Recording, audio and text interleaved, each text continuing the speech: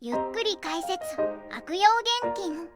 日常に潜むヤバい心理学効果ベスト10。ねえマリサ、最近、人間の行動とか考え方について不思議だなって思うことが増えたんだよね。日常で、これって気になることが結構あるんだ。レイム、いいところに目をつけたな。実はな、私たちの日常には、知らず知らずのうちに影響を受けているヤバい心理効果がたくさん隠されているんだぜ。そうなんだ。ヤバい心理効果？それってどんなものなの？ちょっと怖い感じ？悪用すれば怖いものもあるかもな。でも、知っておけば自分の身を守れるし、人間関係のヒントにもなるなのぜ。今回はそんな日常に潜む心理学効果を、悪用現金な視点も交えつつ、ベスト10形式で紹介していくぜ。わあ、ためになりそうだね。どんな心理効果が出てくるか、楽しみになってきたよ。それじゃあ早速、第10位から発表していくぜ。ゆっくり見ていってくれなのぜ。第10位。バーナム効果。誰にでも当てはまる曖昧な内容を自分だけに向けられたものだと感じてしまう効果。さて、記念すべきベスト10の最初はどんな心理効果かな？ドキドキするね。まあ落ち着けってレイム。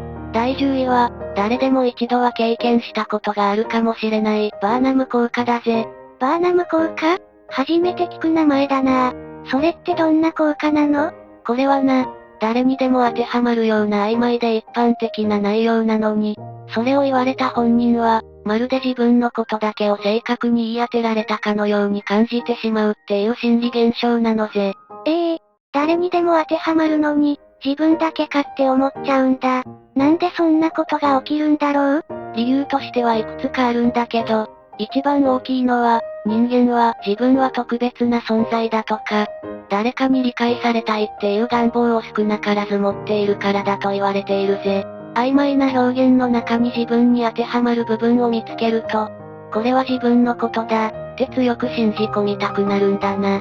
なるほど。自分のことだって思い込みたい気持ちが、曖昧な言葉を特別なものにしちゃうんだね。そういうことだぜ。このバーナム効果は、例えば雑誌の星占いとか、テレビの血液型占い、あとはインターネットとかでよく見かける無料の性格診断テストなんかにめちゃくちゃ使われているんだ。どれも結構抽象的な表現でしょ？あなたは時々、周りの人から誤解されることがありますね？とか、あなたは繊細な心の持ち主ですが、時には大胆な行動をとることもありますとか、誰にでも当てはまりそうなことばかりなのぜ。言われてみればそうだ。占いの結果とかって、そういう曖昧な書き方をしていることが多いかも。あれで当たってるって思っちゃうのは、バーナム効果のせいだったんだね。まさにそうなんだぜ。だからこそ、この効果を知らないと、根拠のない診断や占いを鵜呑みにしてしまったり、悪質な手口に騙されてしまう可能性もあるってわけだ。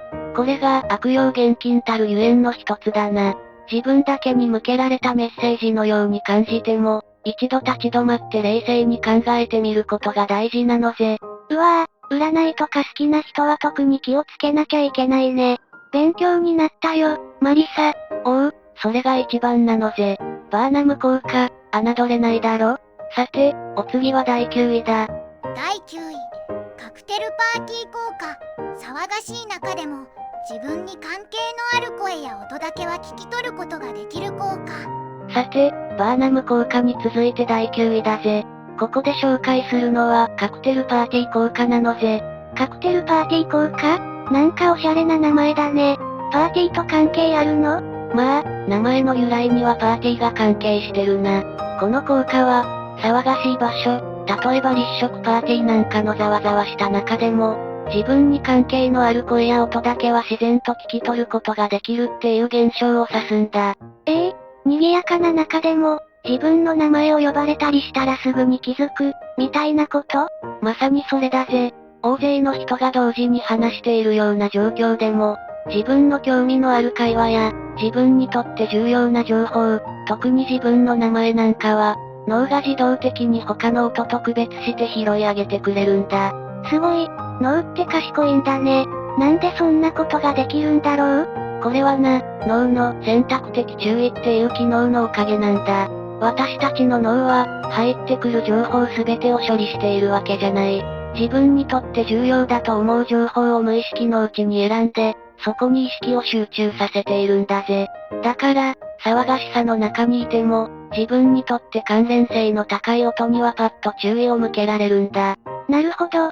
膨大な音の情報の中から、自分に必要なものだけを選んでキャッチしてるんだね。そういうことだ。日常生活でもよくあるだろ？駅のホームのアナウンスとか、街中の喧騒とか、周りがうるさくても友達との会話に集中できたりするのもこの効果のおかげなのぜ。あとは、お母さんがどんなに疲れてても、赤ちゃんの泣き声にはすぐに気づく、なんてのもこれも一種のカクテルパーティー効果と言えるな。確かに、言われてみればそういうことってよくあるかも。賑やかな場所でも必要な情報だけ聞き取れるのは便利だね。ああ。この効果があるから、私たちは情報過多な現代社会でも、ある程度必要な情報を選び取って生活できているんだ。ただ、これに頼りすぎると、他の重要な音や情報を見落としてしまう可能性もあるから、時と場合によっては全体に注意を払う必要もあるぜ。これも使い方次第では注意が必要な心理効果と言えるな。よくわかったよ。便利な機能だけど、頼りすぎは禁物だね。カクテルパーティー効果、面白かった。だろ？さて、どんどん行くぜ。次は第8位なのぜ。第8位、サイオンス効果、単純接触効果、繰り返し接することで好意や親近感が増す効果。さあ、どんどん行くぜ。第8位は、営業や恋愛でも使われることがある効果だ。その名は、サイオンス効果、別名、単純接触効果とも言うぜ。単純接触効果？会う回数と関係があるの？その通り、サイオンス効果ってのは、特定の人物や物に対して、最初は興味がなくても、何度も繰り返し接触するうちに、だんだんと好意や親近感を持つようになる、っていう心理効果のことだ。会えば会うほど好きになるってこと？見たり聞いたりするだけでもいいの？ああ、直接会うだけでなく、写真を見る、声を聞く、名前を目にする、なんて間接的な接触でも効果があるんだ。人間はよく知らないものには警戒するけど、何度も接触して見慣れたものには、安心感を覚えるようになるからだと言われているな。なるほどね。見慣れたものの方が安心できるっていうのはわかるわ。具体例は？サイオンス効果はいろいろ応用されてるぜ。1、テレビ CM なんかそうだ。何度も同じ商品を目にすることで親近感を上げる。2、選挙活動で、候補者が名前を連呼したりポスターを貼ったりするのもそうだな。3、職場で、毎日挨拶するうちに印象が良くなるのもサイオンス効果の可能性があるぜ。4、恋愛でも、気になる相手には、まず接触回数を増やせなんて言われるだろ？確かに、CM でよく見る商品は安心感があるし、毎日挨拶する人は感じが良いわね。そうだろ。だから、意識的に好感度を上げたい場合に、この効果を利用する人もいるわけだ。SNS で頻繁に投稿したり、営業マンが通ったりするのも狙ってる部分がある。ただし、注意点もある。もともと嫌われている場合は逆効果になるし、しつこい接触は当然マイナスだ。なるほど。回数だけじゃないのね。その通り、サイオンス効果は、人間関係を円滑にする上で有効な心理効果だ。意図的に使えば有利に働くこともある。でも、使い方を間違えると逆効果になるから注意が必要だぜ。バランスが大事ってことだな。第7位、認知的不協和、自分の行動と信念、態度が矛盾するときに生じる不快感を解消しようとする心理。第7位は、心のモヤモヤに関係する心理効果、認知的不協和だ。認知的不協和？何かと何かが合わないってこと？その通り、認知的不協和ってのは、自分の心の中に、矛盾する考えや信念、態度を同時に抱えた時に感じる不快感のことだ。そして、人間はその不快感を解消しようとする心理が働くんだ。矛盾があると気持ち悪いのね。どうやって解消するの？人間は一貫性を持ちたいからな。矛盾が生じると落ち着かない。だから無意識に、どちらかの考えを変えたり、自分の行動を正当化する新しい考えを追加したりするんだぜ。なるほど。辻褄合わせね。おう。1、タバコを吸う人が、健康に悪いけど、吸ってしまう。この矛盾をストレス解消になると考えて解消する。2、ダイエット中なのにケーキを食べた時。ダイエットしなきゃと食べちゃったの矛盾を今日は特別と納得させる。3、欲しかったけど買えなかった服にどうせ似合わなかったと思う。有名なイソップ寓は酸っぱいブドウの狐と同じだ。ああ、酸っぱいブドウ。手が届かないブドウをどうせ酸っぱいって諦める話ね。あれもそうなんだ。そうだ。高価な買い物をした後に、本当に必要だったかなという不安を、長く使えるから得だと考えて正当化するのもこれだな。なるほどね。心の安定を保つためなのね。まあな。認知的不協和は、誰にでも起こる自然な心の働きだ。行動を正当化し後悔を和らげる役目もある。でも、強く働きすぎると、間違いを認められず客観的判断ができなくなる危険もある。悪徳商法は契約後にこれを利用して解約させないようにする場合もあるから注意だぜ。自分の心の矛盾に気づき、客観的に考えることも大事なんだ。第6位、フレーミング効果、情報の提示の仕方、フレームによって判断や意思決定が変わる効果。さて、第6位は何かな？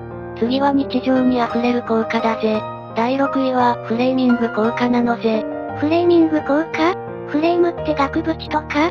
まあ、イメージは近いな。この効果は、同じ情報でも、どのように提示するか、フレームによって、受け取る側の判断や意思決定が変わるっていう心理現象なんだ。情報の出し方で、受け取り方が変わるってこと？そうだぜ。例えば、病気の治療法を選ぶとき、患者の 90% が助かるというか、患者の 10% が死亡するというか、言っていることは同じでも、助かるか死亡するか、ポジティブかネガティブか、そのフレームで判断が変わるだろ？本当だ。同じことなのに印象が全然違う。ポイントは、人間は得、利益を強調されるとリスクを避け、損失を強調されるとリスクを取りがちってことだ。90% 助かるなら確実な方。10% 死亡なら他の選択肢も、みたいに判断がブレるんだぜ。なるほど。得か損かっていう見せ方で、選び方が変わるんだね。食品表示なんかもそうだぜ。死亡率 10% カットか、死亡率 90% か、ヘルシーに感じるのはどっちだ？これもフレームの違いなのぜ。確かに、10% カットの方がヘルシーに感じるね。これもなんだ。この効果は、宣伝や報道、政治メッセージにも使われる。情報の提示の仕方で、私たちの判断や行動は誘導されうる。だから、何か情報を受け取るときは、どんな言葉で、どんな切り口で伝えられているか、冷静に考えることが大事なのぜ。気をつけなきゃ。見せ方で全然違うものに見えちゃうんだね。勉強になったよ。それが一番なのぜ。さて、次はいよいよベスト5に突入だぜ。第5位、アンカリング効果、最初に提示された情報、アンカーが基準となり、その後の判断に影響を与える効果。トップ5入りだぜ。第5位は、買い物とか交渉でよく使われる心理効果、アンカリング効果だ。アンカリング？船の怒り、アンカーのこと？何か関係があるの？そうだぜ。アンカリング効果ってのは、最初に提示された情報、数値や価格などが、怒り、アンカーのように心に引っかかって基準となり、その後の判断がその最初の情報に引きずられてしまう心理効果のことだ。最初に聞いた数字に影響されちゃうの？どうして？人間は、何かを判断するとき、基準があった方が判断しやすいんだ。最初に示された情報が、無意識のうちに思考の出発点になってしまう。そして、その出発点から大きく離れたくないっていう心理が働くから、アンカーの影響を受けるんだぜ。なるほど。最初に基準ができちゃうと、そこから考え始めるのね。具体例は？特に価格設定や交渉で強力だぜ。1、セールで通常価格1万円が5000円って書かれてると、最初の1万円がアンカーになって、半額だ、お得、って感じやすくなるだろ。たとえ最初から5000円で売るつもりでもな。2、価格交渉でも使われる。売り手が最初に少し高めの価格を提示する。買い手はその価格を基準に交渉を始めるから、最終的な価格が売り手の望む範囲に収まりやすくなる。3、レストランのメニューで、一番高いコースを載せておくと、他のコースが相対的に安く感じられるようにするテクニックもある。うわぁ、セール表示とかでお得って思っちゃってるわ。最初に高い値段を見ると、後の値段が安く見えちゃうのね。そうだろ？最初に与えられる情報がいかに重要かってことだな。第一印象なんかも、最初の印象が基準になって後の評価に影響を与えるから、似た側面があるかもな。なるほどね。意識しないと影響されちゃいそう。その通り、アンカリング効果は、価格交渉やマーケティングで有効なテクニックだ。相手に有利な判断をさせたり、特定の選択肢に誘導したりする力がある。だから、消費者としては、最初の情報が妥当か、比較検討する冷静さを持つことが大事だぜ。逆に、自分が提案や交渉をする場面では、最初に提示する情報、アンカーを戦略的に設定することもできる。使い方次第で強力な武器にもなるし、注意しないとカモにされることもあるってことだ。第4位、カリギュラ効果、禁止されると、かえってやってみたくなる心理。第4位だ。これは、ダメ、って言われると逆にやりたくなるあれ、カリグラ効果だ。カリグラ効果？ダメって言われると、やりたくなるあれね。その通り、カリグラ効果は禁止されるほど、かえってその行為をやってみたくなる心理現象だ。押すなよは押してほしい、みたいなもんだ。鶴の恩返しの開けないでみたいね。どうして禁止されるとやりたくなるの？まず人間には自分で決めたい欲求、心理的リアクタンスがある。だから、禁止に反発心が生まれるんだ。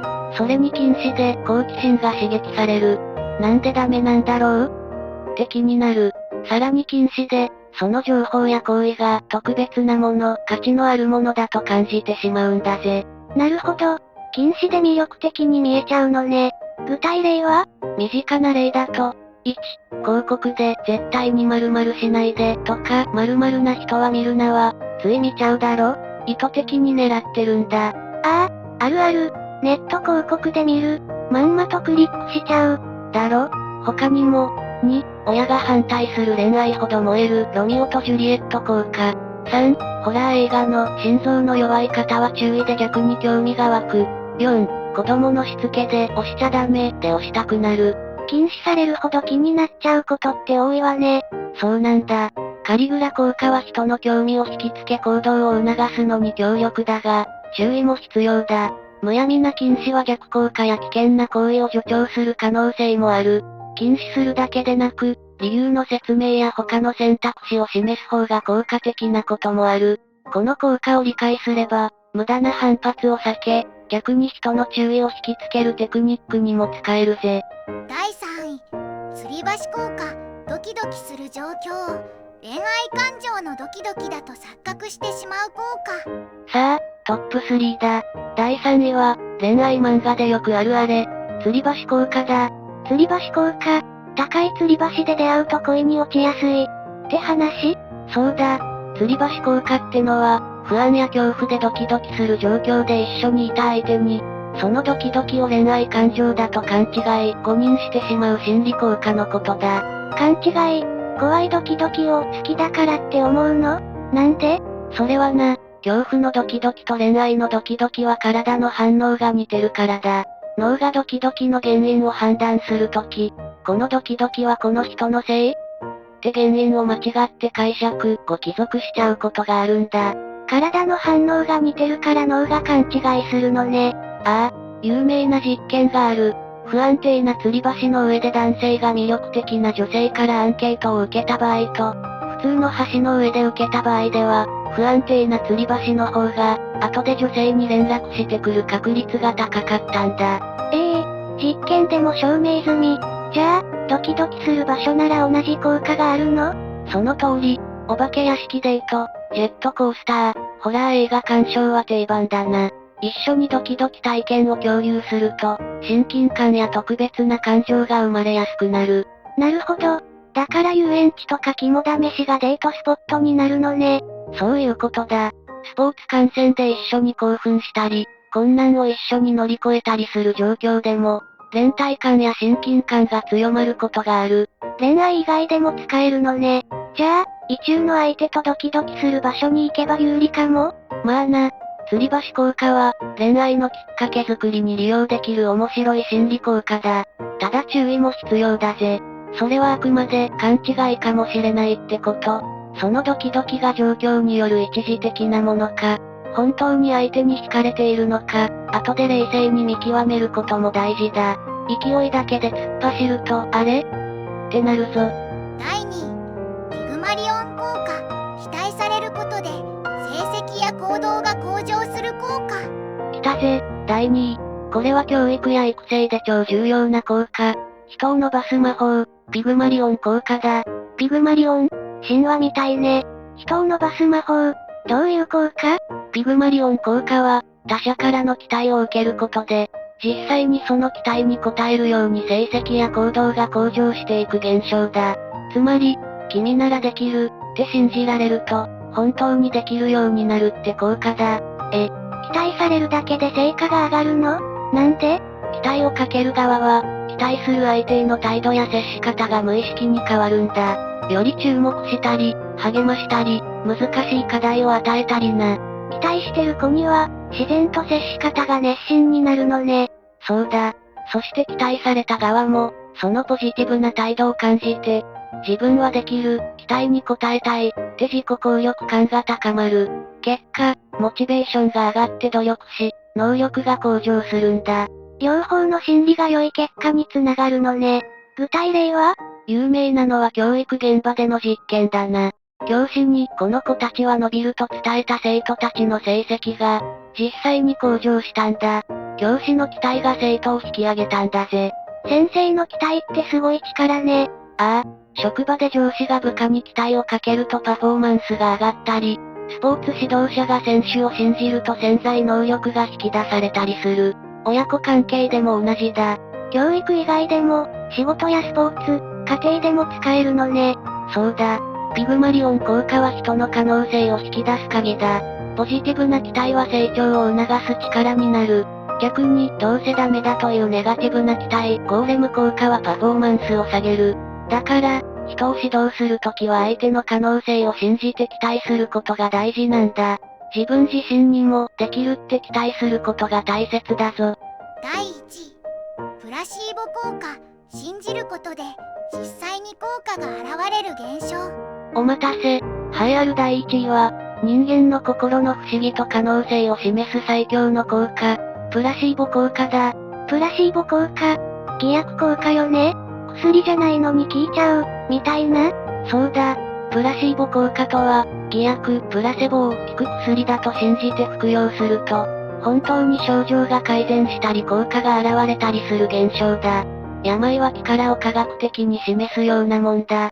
信じるだけで効果が、どうしてそんなことが起こるの？気のせい？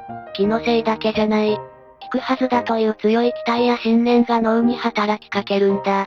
結果、脳内で痛みを抑える物質が出たり、免疫系が活性化したりすることがわかっている。自己暗示や条件付けも影響してるぜ。脳が期待に応えて、自分で治癒力を高める感じなのね。そんな感じだ。具体例は医療分野が有名だな。